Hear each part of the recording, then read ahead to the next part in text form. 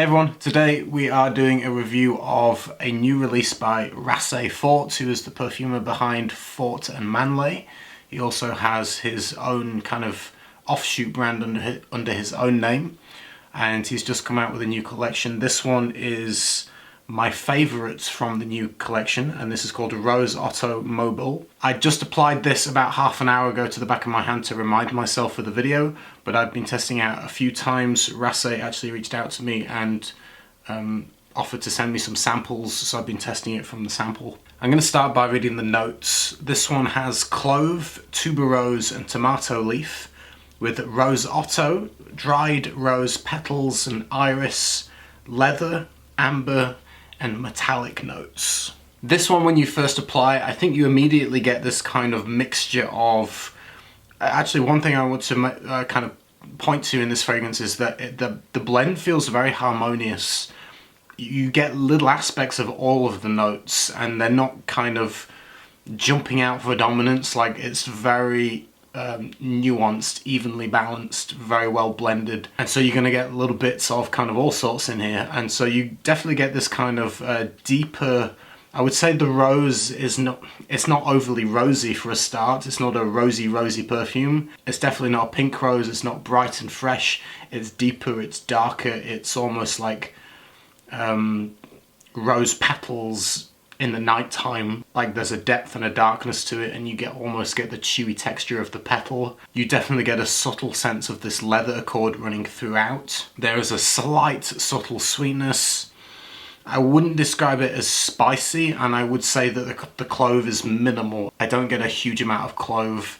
Clove is a very distinct, sharp, kind of fresh, sharp kind of spice, and this isn't dominant in this blend, which is good. I'm not a huge fan of clove, but you get this kind of very smooth, at certain points I think kind of thick, kind of chewy petals. Other times it's slightly rubbery, other times it's slightly powdery, but it's very smooth. So you're going to get this deep, dark, not rosy rose, if that makes sense, with a smooth kind of leathery chord. You get the amber, you get this slight warm sweetness. As it starts to dry down, I think this tuberose iris combination is really nice. It adds a beautiful texture. It's described on their own website as having a creamy kind of middle section, and I would go along with that, although it doesn't smell something like Lyric Man by Amouage, for example, which is a rose fragrance which smells like a lotion, like a rose lotion, a cream, a rose cream. This does not smell like a rose cream or a rose lotion. It doesn't go that kind of creamy, but it's very smooth. It's almost like a very smooth kind of rubbery quality in a way, or again, a kind of a thick, dewy kind of petal almost. I've never smelled tomato leaf as the raw kind of material. I've only smelled it in reference in other perfume blends that use tomato leaf, and so I can't quite comment on if I'm definitely getting it. It doesn't smell overly green to me. I think it's nuanced. I think the tomato leaf is probably to mimic the leaves of the rose, so you get the whole kind of rose flower, the actual head of the rose, as well as the stem and the leaves. Again, this isn't overly green. It's a nuance, and I don't know whether it's the iris or the tomato leaf that's having an effect, but there is something that's kind of dry, like a drying kind of quality. Although, actually, come to think of it, the note list does say dried rose petals, so it could even be the rose notes, so to speak, that's doing that. Now I'm thinking about it, but there is something dry about it. When I first kind of picked that up, I was thinking to myself, well, maybe it's the tomato leaf that has this kind of drying quality, but I've never smelled the raw material, so I wasn't sure. And then I thought, well, maybe it's the iris, but it also could be the note of dried rose petals, coming to think of it. But yeah, there's a definite sense of a dry quality in here. Clove, again, just to point out that I don't smell it directly. You don't get a sharp, piercing, cool kind of freshness in this, which is a good thing in my opinion. Tuberose, I think, is not massively dominant in the sense that it's not going to smell like a huge white floral in the midsection. Rose Otto, dried rose petals and iris. You definitely get that impression, again, without being overly rosy. Leather, I do think there is a a subtle, very smooth leather note going through the whole of the fragrance, and it's particularly noticeable when you smell the atomizer directly. You get quite a strong note of leather. When it's on my hand, it kind of, it's there, but it's not totally in your face, and all the other notes are kind of, again, it's a very harmonious kind of blend. Amber comes into play more in the dry down, and metallic notes, I actually don't get metallic notes on this.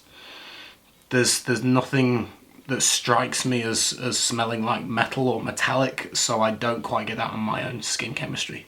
I would say about the 4 hour mark, it's becoming more of a skin scent, and we'll go into performance here. So I would say 4 hours, you're looking at a skin scent where you might want to reapply if you want a little bit of oomph to it. But I can still smell it as a skin scent 7, 8, 9 hours later, so we call it about 9 hours longevity. In terms of when to wear it, I actually think this is one of the most versatile fragrances that Rasei Fort has made, in terms of some of his collection from the Rasei Fort line and from Fort Manle can be a little bit more selective in when you might wear it, you know. Whereas this actually feels very versatile. I can't pin it to a season. I would say you could easily wear it in a very dry, hot heat. It's not cloying, it's not too sweet. There's nothing about it that will stop it working in the heat. Actually, I think in a Middle Eastern setting, this would be pulled off really well. But it also would be perfect for the springtime and a cooler climate. But it's also got enough depth to it that it will work easily in the autumn and winter. So I would say all year round, absolutely no problem. There's something about this that actually lends itself to being both casual and dressed up, which I think is rare in a perfume. Doesn't happen all that often, I don't think. This one, I would happily wear it in jeans and a t-shirt. I would also happily wear it in a suit or in a nice shirt. Yeah, very versatile. It's not too loud in the performance that you could even wear it to work if you wanted to.